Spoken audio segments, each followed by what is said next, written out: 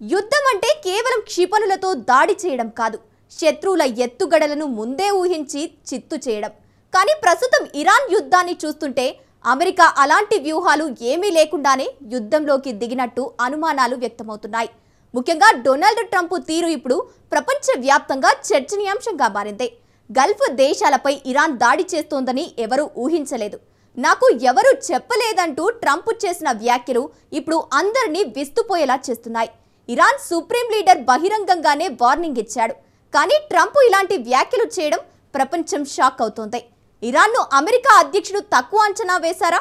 నిజంగా Gulf దేశాలపై Iran దాడి చేస్తోందని అమెరికా ఊహించలేదా? ఎలాంటి ప్లానింగ్ లేకుండా గుడ్డిగా ట్రంప్ యుద్ధాన్ని నడుపుతున్నారా? Watch the story.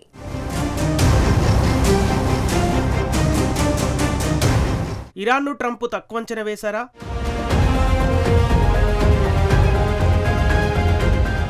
ఇజ్రాయెల్ ఒత్తిడితో ట్రంప్ యుద్ధానికి దిగారా?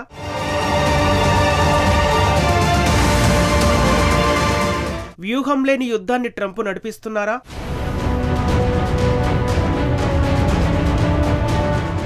ఈ వారం ఇరాన్ ప్రజలకు ఎంతో ముఖ్యమైనది. నిజానికి ఈ వారం పండుగ సెలవుల సమయం. ఇరాన్ నూతన సంవత్సరం ఈ శుక్రవారమే. దీన్ని నౌరూజ్ అంటారు. సాధారణంగా ఈ వారమంతా ప్రజల్లో పండగ హడావిడి ఉంటుంది. ఇళ్లను శుభ్రం చేసుకోవటం, షాపింగ్ చేయటం, బంధుమిత్రులను కలవడం వంటి పనుల్లో బిజీగా ఉంటారు. కానీ ఈ ఏడాది ఆ పరిస్థితి వేరు. ఇరాన్ ప్రజలు యుద్ధం మధ్యలో చిక్కుకుపోయారు. ప్రభుత్వం కూడా ఎదురుదాడికి దిగుతోంది. ఇజ్రాయెల్ గల్ఫ్ దేశాలపై పెద్ద ఎత్తున దాడులకు దిగుతోంది. తాజాగా ఇజ్రాయెల్ నగరాలపై బాలిస్టిక్ క్షిపణులను ఇరాన్ ప్రయోగించింది. అదే సమయంలో లెబనాన్కు చెందిన హిజ్బుల్లా కూడా రాకెట్లతో విరుచుకుపడింది. దీంతో ఇజ్రాయెల్ రక్షణ వ్యవస్థలు యాక్షన్లోకి దిగాయి. ఇప్పటి వరకు ఇరాన్ దాడుల్లో 3500 మంది ఇజ్రాయేలీలు గాయపడ్డారు. సుమారు 15 మంది చనిపోయారు. ఇరాన్పై కూడా తెహ్రాన్ భారీ దాడులకు దిగింది. ఇరాన్ రాజధాని బాగ్దాద్లోని అమెరికా రాయబార కార్యాలయంపై 5 డ్రోన్లతో దాడులు చేసింది. ఆ కార్యాలయం ఆవరణలో భారీ పేలుడు సంభవించింది. అంతేకాదు యుఏఈకి చెందిన పుజైరా పోర్టును కూడా ఇరాన్ టార్గెట్ చేసింది. ఈ పోర్టుపై వరుసగా 3వ రోజు దాడులకు దిగింది. దీంతో పుజైరా పోర్టులో మరోసారి భారీగా మంటలు ఎగిసిపడ్డాయి. దట్టమైన పొగలు కమ్ముకున్నాయి. యుఏఈకి పుజైరా పోర్టు అత్యంత కీలకమైనది. ఇది హర్మోజ్ జలసంధికి వెలుపల ఉంటుంది.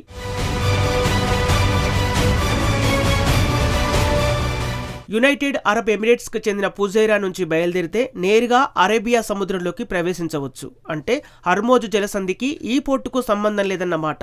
అంతేకాకుండా ఈ నౌకాశ్రయం నుంచి నిత్యం 10 లక్షల బ్యారెళ్ల చమురు ఎగుమతి అవుతుంది. సింపుల్ గా చెప్పాలంటే ఈ 10 లక్షల చమురు ఎగుమతులను అడ్డుకోవాలని ఇరాన్ ప్రయత్నిస్తోంది. అందుకే పుజైరా పోర్టును ఇరాన్ టార్గెట్ చేస్తోంది. అయితే మరోవైపు ఇరాన్ పై ఇజ్రాయెల్, అమెరికా భీకర దాడులు చేశారు. ఇరాన్కు చెందిన 2 సీనియర్ నాయకులను అంతం చేసినట్లు ఇజ్రాయెల్ వెల్లడించింది. మరీ ముఖ్యంగా ఇరాన్కు చెందిన మిస్సైల్ లాంచర్లపై అమెరికా విరుచుకుపడింది. ఇరాన్ లాంచర్లు పేలిపోతున్న దృశ్యాలను అమెరికా విడుదల చేసింది. ఇరాన్ లాంచర్లను ధ్వంసం చేస్తున్నప్పటికీ క్షిపణులను తెహ్రాన్ ఎలా ప్రయోగిస్తోంది? ఇజ్రాయెల్ లెక్కల ప్రకారం ఇరాన్ వద్ద ఉన్న లాంచర్లు 70% ధ్వంసమయ్యాయి. యుద్ధం ప్రారంభంలో తెహ్రాన్ వద్ద 410 నుంచి 440 వరకు లాంచర్లు ఉండగా ఇప్పటి వరకు ఇజ్రాయెల్ 260 లాంచర్లను తుడిచిపెట్టేసింది. కానీ మిగిలిన క్షిపణి లాంచర్లు తక్కువేమీ కాదు.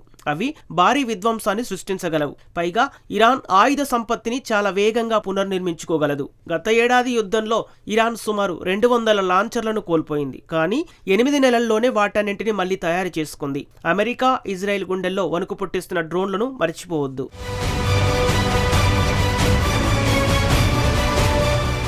దీన్ని బట్టి తెలిసేదేమిటంటే అమెరికా, ఇజ్రాయెల్ తమ అద్భుతమైన సైనిక శక్తిని ప్రదర్శించినా ఇరాన్ వద్ద ఇంకా గణనీయమైన ఆయుధ నిల్వలు మిగిలే ఉంటాయి. అందుకే యుద్ధక్షేత్రంలో తక్షణమే ఒక స్పష్టమైన ఫలితం వచ్చేలా కనిపించడం లేదు. ఇక దౌత్యపరమైన అంశాల విషయానికొస్తే ఇరాన్ ప్రభుత్వంతో తాను మాట్లాడుతున్నానని డొనాల్డ్ ట్రంప్ చెబుతున్నాడు. అదే సమయంలో ప్రస్తుతం ఇరాన్ ప్రభుత్వాన్ని ఎవరు నడుపుతున్నారో మనకు తెలియదని ట్రంప్ అంగీకరించాడు. ఇరాన్ కూడా చర్చలు జరుపుతోందని అమెరికా అధ్యక్షుడు వెల్లడించాడు. అయితే అమెరికా నిత్యం చర్చలకు సిద్ధంగా ఉందంటున్నాడు. అసలు ఇరాన్తో అమెరికా చర్చలు జరపడమేమిటి అంటే తాను అందరితోనూ చర్చలు జరుపుతానని ట్రంప్ వెల్లడించాడు. కానీ కొన్నిసార్లు చర్చలే మంచి ఫలితాలను ఇస్తాయని అగ్రరాజ్యం అధిపతి వివరించాడు. అయితే ఇరాన్ పాలకులు చర్చలకు సిద్ధంగా ఉన్నారో లేదో తనకు తెలియదని ట్రంప్ చెప్పుకొచ్చారు. ప్రస్తుతం ఇరాన్ తీవ్రమైన దాడులను ఎదుర్కొంటోందని మాత్రం ట్రంప్ స్పష్టం చేశాడు. దీన్ని బట్టి నాయకుడు ఎవరో కూడా తనకు తెలియదన్నాడు. తమకు తెలిసినంత వరకు ఇరాన్ నాయకులు చనిపోయారని ట్రంప్ తెలిపాడు. అందుకే తాము ఎవరితో మాట్లాడుతున్నామో తెలియదని అమెరికా అధ్యక్షుడు వివరించాడు. ట్రంప్ చేసిన ఈ వ్యాఖ్యలు అసలు యుద్ధాన్ని ఆపే భరోసా ఇవ్వటం లేదు. తాను ఎవరితో మాట్లాడుతున్నారో తనకే తెలియదని ట్రంప్ చెప్పటం ఇక్కడ హైలైట్.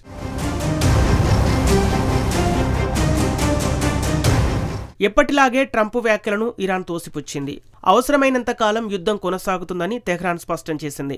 ఇక ట్రంప్ చేపట్టిన మరో కొత్త ప్రాజెక్టు హర్మోజ్ జలసంధికి సంబంధించింది. హర్మోజ్ ప్రాంతానికి ఇతర దేశాలు కూడా యుద్ధ నౌకలను పంపాలని ట్రంప్ కోరుతున్నాడు. అంటే ప్రమాదకర పరిస్థితుల్లో ఉన్న కంటైనర్లకు రక్షణ కల్పించాలన్నది ట్రంప్ ఉద్దేశం. కానీ అమెరికా మిత్ర దేశాలు మాత్రం అందుకు సుముఖంగా లేవు. ఆస్ట్రేలియా, జపాన్ వంటి ట్రంప్ ప్రతిపాదనలు తిరస్కరించాయి. 2 రోజుల క్రితం యూరోపియన్ దేశాలు కూడా ఈ విషయంపై అత్యవసరంగా సమావేశమయ్యాయి. యూరప్ దేశాల సమాధానం చాలా స్పష్టంగా ఉంది. మొదట యుద్ధాన్ని ఆపాలని, ఆ తర్వాతే నౌకలకు రక్షణ కల్పించే విషయాన్ని ఆలోచిస్తామని వెల్లడించాయి. ప్రపంచంలో ఆహార సంక్షోభం, ఎరువుల కొరత, ఇంధన సంక్షోభం తలెత్తకుండా ఉండాలంటే ఈ మార్గాలను తెరిచే ఉంచడానికి దౌత్యపరమైన అవకాశాలను అన్వేషించాలని యూరప్ స్పష్టం చేసింది. అయితే ఏదో ఒక దౌత్య పరిష్కారం లభించిన తర్వాత యూరప్ తమ నౌకా దళాలను రంగంలోకి దించుతుందా? అది సాధ్యమేనా అంటే అవకాశాలున్నాయి. యుద్ధం ఆగిపోయిన తర్వాత పరిస్థితి వేరుగా ఉండొచ్చు. పోరాటం ముగిస్తేనే రక్షణ దళాలను పంపేందుకు యోచిస్తామని ప్రస్తుతానికి యూరప్ చెబుతోంది. అయితే ట్రంప్ మాత్రం యూరప్ తీరుపై ఆగ్రహం వ్యక్తం చేస్తున్నాడు. హర్మోజ్ జలసంధిలో నౌకల రక్షణ కల్పించడానికి తమకు ఎవరూ సాయం అక్కర్లేదని ట్రంప్ తేల్చి చెప్పాడు. అసలు నౌకల రక్షణను పక్కన పెట్టాలని తమకు హర్మోజ్ జలసంధి అవసరమే లేదని ట్రంప్ వాదిస్తున్నాడు. తాను ఎవరిని బతిమాలనని తేల్చి చెప్పాడు. ఎందుకంటే తమకు ఎవరూ అవసరం లేదన్నదే తన ఉద్దేశమని వెల్లడించాడు. ప్రపంచంలోనే అమెరికా అత్యంత శక్తివంతమైన దేశమని ట్రంప్ స్పష్టం చేశాడు. తమ వద్ద అత్యుత్తమ సైన్యం ఉందని, తమకు యూరప్ అవసరం లేదన్నాడు. అమెరికా చమురు తవ్వకాలు ప్రారంభించడానికి ముందు కూడా తమకు హర్మోజ్తో అంత అవసరం ఉండేది కాదని ట్రంప్ చెప్పుకొచ్చాడు. గతంలో కేవలం 10% చమురును మాత్రమే హర్మోజ్ జలసంధి మార్గంలో దిగుమతి చేసుకునేవారమని, ఇప్పుడు అది కూడా లేదని ట్రంప్ చెప్పారు. తమకు బయటి చమురు అవసరం లేదని ట్రంప్ వెల్లడిస్తున్నాడు. తమ వద్దే చమురు మస్తుగా ఉందని తేల్చి చెప్పాడు. సహజంగా ఇది ట్రంప్ మార్కు గందరగోళం. ఎందుకంటే హర్మోజ్ తమకు అవసరం లేదని చెబుతున్నాడు. కానీ అదే సమయంలో హర్మోజ్ను రక్షించేందుకు రావాలని మిత్రదేశాలను కోరుతున్నాడు. ఇక్కడ ప్రశ్న ఏమిటంటే హర్మోజ్ సమస్య వస్తుందని ముందే ఊహించలేదా? అమెరికన్ యుద్ధ వ్యూహకర్తలు ఇరాన్ను తక్కువగా అంచనా వేశారా? నిజానికి తాజా పరిణామాలను చూస్తుంటే ఇరాన్ను అమెరికా తక్కువ అంచనా వేసిందని అనిపిస్తోంది.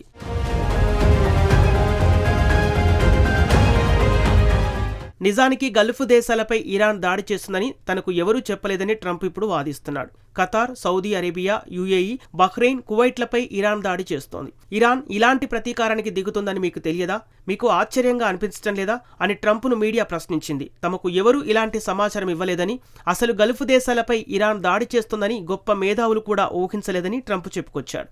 గల్ఫ్ దేశాలకు, ఇరాన్కు మిత్రదేశాలకు కాకపోవచ్చని, కానీ తటస్థంగా ఉండే దేశాలు కూడా ఉన్నాయి. పైగా ఏళ్ల తరబడి ఇరాన్తో ఆయా దేశాలకు సంబంధాలున్నాయని ట్రంప్ చెప్పుకొచ్చాడు. ఇరాన్ పశ్చిమ ఆసియాను తమ కంట్రోల్లోకి తీసుకోవాలని చూస్తున్నట్లు ఆరోపించాడు. నిజానికి ట్రంప్ వాదనలు నమ్మశక్యం కానివి. ఎందుకంటే ఇరాన్ సుప్రీం లీడర్ స్వయంగా వార్నింగ్ ఇచ్చాడు. తమపై దాడి చేస్తే గల్ఫ్ దేశాల్లోని అమెరికా సైనిక స్థావరాలను, చమురు క్షేత్రాలను టార్గెట్ చేస్తామని బెదిరించాడు. అయినప్పటికీ ఇలా జరుగుతుందని అమెరికాకు తెలియకపోవటం ఆశ్చర్యకరం.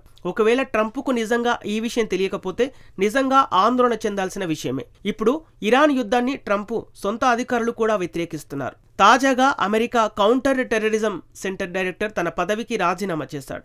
అమెరికాకు ఇరాన్తో ఎలాంటి తక్షణ ముప్పు లేదని స్పష్టం చేశాడు.